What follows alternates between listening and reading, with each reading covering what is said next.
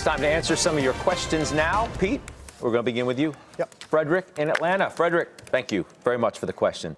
What do you think of Rio Tinto? You know, I like the material space. I like some of these various names. That's not a name that I'm frequently in because it seems like I find myself in other names because we don't see the option activity nearly as much in Rio. So I look at Vale and some of these other names in the space. But it had a huge run, Scott, and it's starting to pull back a little bit. I think you can wait a little bit longer and be a little bit more patient in this name. Okay. Steve Weiss, for you, from Chad in Rochester, New York. Thanks so much for the question.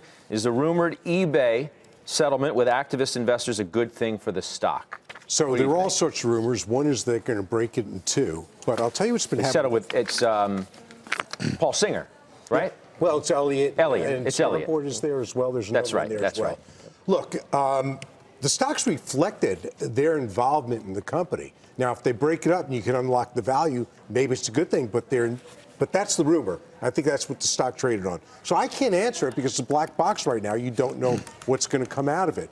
But look, it's a good name. The space is getting more competitive in the payment space for sure. They're done with PayPal a little bit, but you know, I don't know. I just think it's had too good a run to get involved here. Okay, Josh Brown, for you on Semi, what do you think of the pullback and whether that makes it a good buy or not? Yeah, so Chad, I took a look at on Semi. It doesn't look terrible. It doesn't look great. It's a little bit in no man's land, and it actually looks very similar to the Semi index, although the Semi index is closer to taking out a new high than on. So my favorite chart in this group, it's a high dollar price stock, not necessarily an expensive stock, but that is AVGO, Broadcom, I think, just looks incredible technically.